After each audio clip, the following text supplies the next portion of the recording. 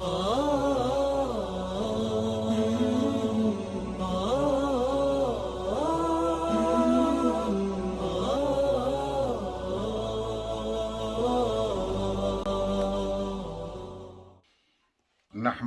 ونصلي ونسلم على رسوله الكريم اما بعد فاعوذ بالله من الشيطان الرجيم بسم الله الرحمن الرحيم ويؤثرون على انفسهم ولو كان بهم خصاصة صدق الله مولانا العظيم ان الله وملائكته يصلون على النبي یا ایہا الذین آمنوا صلوا علیہ وسلموا تسلیما اللہم صلی علی سیدنا و نبینا مولانا محمد وعلی آل سیدنا و نبینا مولانا محمد وبارک وسلم صلاۃ و سلاما علیک یا رسول اللہ صلی اللہ علیہ وسلم۔ اللہ تبارک و تعالی نے قرآن مقدس میں ارشاد فرمایا، وہ لوگ جو اپنی جانوں پر دوسروں کو ترجیح دیتے ہیں اگرچہ انہیں ہی ضرورت کیوں نہ ہو، یعنی خود ضرورت مند ہوتے ہیں، ان کی اپنی ضرورتیں ہوتی ہیں، مگر اس کے باوجود بھی وہ دوسروں کو ترجیح دیتے ہیں اپنی ضرورتوں پر، یعنی کہ وہ دوسرے کی ضرورت اپنی ضرورت سے پہلے پورا کرنے کی کوشش کرتے ہیں۔ اور یہ شان کس کی ہے؟ یہ جو میں نے آیت کریمہ کے حصہ مبارکہ کی تلاوت کا شرف حاصل کیا ہے، یہ انصار مدینہ کے تعلق سے یہ بات آئی، لیکن اس آیت کا رینج چونکہ اب پھیل چکا ہے، جو بھی اپنے آپ کو اس معیار پر اتارے گا وہ اس کا مصداق ہوگا۔ تو انصار مدینہ جب مہاجرین مدینۃ المنورہ بے سر و سامان ہو کر ہجرت کر کے تشریف لے آئے، ان کے پاس نہ مکان تھا، نہ ان کے پاس کوئی زمین تھی۔ اس زمانے میں روزگار کا ایک بڑا ذریعہ زراعت ہوا کرتی تھی، ان کے پاس گھر بار نہیں تھا، لیکن انصار مدینہ نے ایک ایثار کی شاندار مثال پیش کی اور یہ بتایا کہ جو مہاجرین وہاں آئے ان کو مکان دیا، اگر کسی کے پاس 2 مکان ہے تو اس نے 1 مکان خود رکھا اور 1 مکان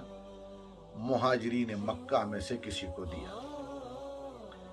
کسی کے پاس اگر مکان ہے تو اس کے 2 حصے کر دیے، 1 مکان ہے تو 2 حصے کر دیے، 1 میں اپنی فیملی کو رکھا،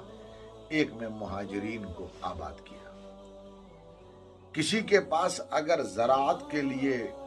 زمینیں تھیں تو اپنی زمین کو اس نے آدھا کر دیا، آدھا خود رکھا، آدھا اپنے مہمان کو دیا، یعنی جو مہاجرین مکہ تھے، جو حضور اکرم صلی اللہ علیہ وسلم کے جانثار وفادار، جنہوں نے حضور کے لیے سب کچھ چھوڑ دیا تھا اور مدینۃ المنورہ ہجرت کر کے حضور کے ساتھ تشریف لے آئے تھے حضور کی اتباع میں۔ یہ اور ایک طرف یہ ان کی قربانی تھی کہ حضور کے لیے وطن چھوڑا، بس حضور ان کا مرکز، حضور ان کا محور، اور ایک طرف وہ تھے جو ان کا استقبال کرنے والے تھے، ان کا بھی معیار دیکھیے کہ حضور کے ساتھ آنے والوں کی کیسی شاندار مہمان نوازی انہوں نے کی۔ تو یہ اللہ تبارک و تعالی نے انصار مدینہ کا تذکرہ کیا ان کے اس ایثار کی بنیاد پر کہ ایسی شاندار قربانی انصار مدینہ نے پیش کی، اور اس کا رزلٹ یہ نکلا کہ جب مہاجرین مکہ جو مدینۃ المنورہ آئے تو آنے کے بعد انہیں جگہ ملی، اور نتیجہ یہ نکلا کہ پھر ایک ساتھ مل کر کے ادھر مہاجرین بھی کامیاب ہوتے رہے اور ساتھ ہی ساتھ انصار بھی کامیابیوں کی راہ پر گامزن رہے۔ گویا یہ پتہ چلتا ہے کہ جب آدمی ایثار کرتا ہے تو جہاں ایثار اور قربانی ہوتی ہے وہاں ترقیاں ہوتی ہیں، وہاں کامیابی ہی کامیابی ہوتی ہے۔ معلوم یہ ہوا کہ ایثار کے ذریعے، قربانی کے ذریعے، سیکریفائس کے ذریعے کسی کو کچھ دے دینے سے، اپنے لوگوں کا خیال رکھنے سے، اپنے بھائیوں کا خیال رکھنے سے آپ کا گھٹے گا نہیں بلکہ آپ کا بڑھے گا۔ جیسا کہ آپ دیکھیے، یہ تو انسانوں کی ایک بات ہے، کیمیاء سعادت میں ایک واقعہ ہے کہ کیمیاء سعادت میں ایک واقعہ حضرت جعفر کے بیٹے حضرت عبداللہ یہ کہیں جا رہے تھے، سفر میں تھے، تو ایک باغ نظر آیا دوران سفر، تو وہاں وہ رکے، تو وہاں پر ایک حبشی غلام اس کا چوکیدار تھا، تو پھر باغ میں گئے، بیٹھ گئے، تو دیکھا کہ حبشی غلام جو ہے 3 روٹیاں اس کے پاس ہے، تو ایک کتا آ گیا باغ میں، اس غلام نے 1 روٹی دی، کتے نے دم ہلایا تو دوسری بھی دی، پھر دم ہلایا، پھر تیسری بھی دی، 3 روٹیاں کتے کو پیش کر دی۔ حضرت عبداللہ ابن جعفر رضی اللہ تعالیٰ عنہ نے کہا کہ میری سخاوت تو بڑی مشہور ہے، لیکن میں جاننا چاہتا ہوں کہ تیری یہ سخاوت جو ہے یہ کس معیار پر ہے؟ کیا یہ جو روٹیاں تو نے کتے کو پیش کی ہیں اس کے سوا بھی تیرے پاس کچھ کھانے کو ہے؟ اس نے کہا نہیں، اس کے سوا میرے پاس یہ ہے کہ صبر ہے۔ انہوں نے فرمایا کہ تو نے جب 3 روٹیاں دے دی اور اب صبر کرے گا؟ کہا ہاں، وہ 3 روٹیاں میں نے اس لیے دے دی کہ یہ کتا جو ہے مجھے لگتا ہے اس علاقے کا نہیں، یہ دور کا تھا، بھوکا بہت تھا، یہاں آ گیا تھا،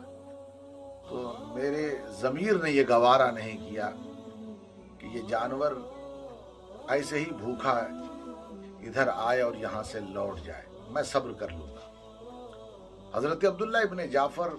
نے اس غلام کو خرید کر آزاد کیا اور اس باغ کو خرید کر کے اس غلام کو اس کا مالک بنا دیا۔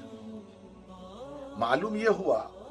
کہ اس نے اللہ کے لیے قربانی دی، اور دیکھیے اس کے اوپر کیسی نوازشات کی بارش ہو گئی۔ یعنی آپ کسی کے لیے جب اللہ کے لیے، یعنی کہ اللہ کو راضی کرنے کے لیے جب کسی کے لیے کھڑے ہوتے ہیں، کسی کا خیال رکھتے ہیں، کسی کی ضرورتوں کو پورا کرتے ہیں، تو یاد رکھیے گا کہ وہ گھٹتا نہیں بلکہ اللہ تبارک و تعالی بڑھاتا ہی رہتا ہے۔ وہ تصور نہیں کر سکتا کہ اللہ تعالیٰ اس کے مال میں اور اس کے کاروبار میں کتنی برکتیں عطا فرما دیتا ہے۔ حقیقت یہ ہے کہ انصار مدینہ نے ایک مثال قائم کی اور یہ آیت ان کی شان میں نازل ہوئی، مگر ایسا کردار جو بھی پیش کرے گا وہ اس کا مصداق ہوگا، کیونکہ یہ کامیاب لوگوں کی مثال ہے، کامیاب لوگوں کی مثال ہے۔ اب آپ دیکھیے، ایک صحابی رسول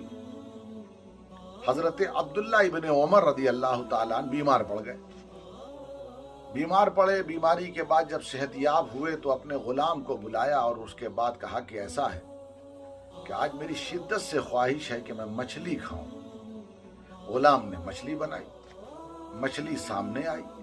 اتنے میں مانگنے والا ایک سائل آ گیا، بھکاری آ گیا، اس نے مانگا، اس وقت جو کچھ تھا وہی مچھلی ہی تھی کھانے کے لیے گھر میں، حضرت عبداللہ ابن عمر نے اسے دے دیا سائل کو۔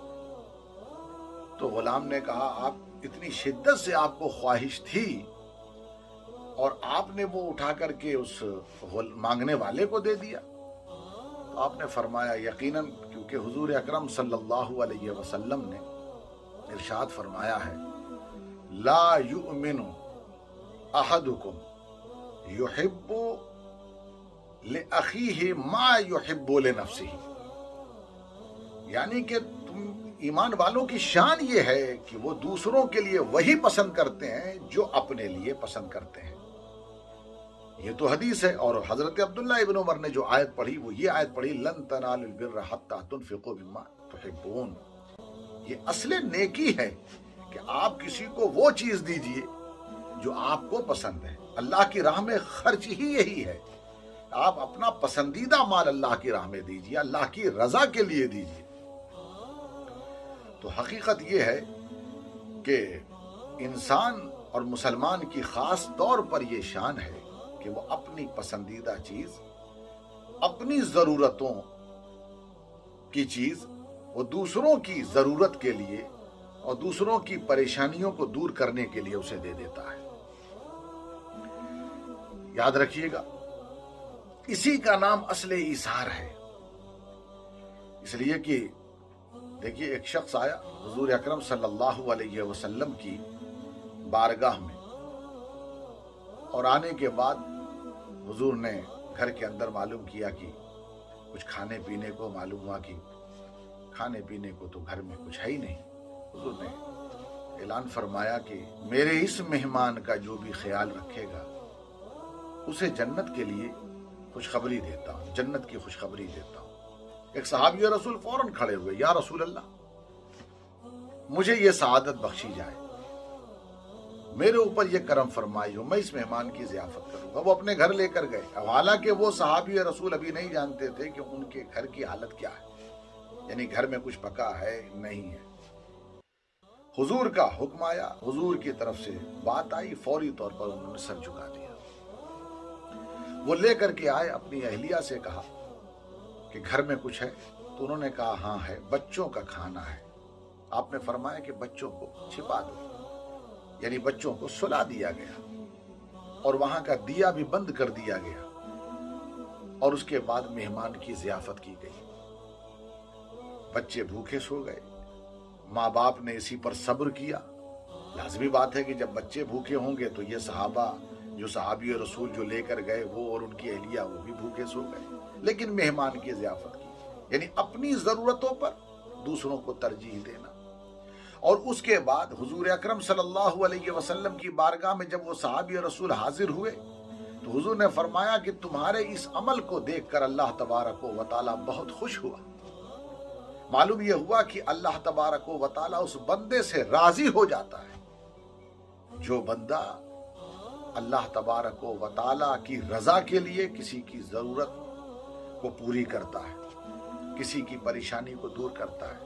یہ اصل ایثار ہے۔ صحابہ کرام سب پر جو بازی لے گئے اور حضور اکرم صلی اللہ علیہ وسلم کے سب سے بہترین امتی رہے، اس کی وجہ یہی تھی کہ ان کا عمل بہت شاندار عمل تھا، ان کا کردار بہت ہی شاندار کردار تھا، اور ایثار میں وہ بہت آگے تھے۔ اسی لیے صحابہ کرام نے حضور کی تربیت میں رہ کر کے مدینۃ المنورہ میں ایک شاندار معاشرہ بنا دیا، اور وہ ایک ایسی مثال بن گیا کہ رہتی دنیا تک جس معاشرے میں بھی وہ سلسلہ اور اس طرح کا ایثار، اس طرح کی قربانی پیش کی جاتی ہے، اس معاشرے میں خوشحالی آ جاتی ہے۔ تو یہ شاندار معاشرہ بنا ایثار کے ذریعے، قربانی کے ذریعے۔ اللہ تبارک و تعالی ہم سب کو بھی اچھا عمل کرنے کی توفیق عطا فرمائے، ہر پریشانی وبا بلا سے نجات عطا فرمائے۔ وآخر دعوانا الحمدللہ رب العالمین۔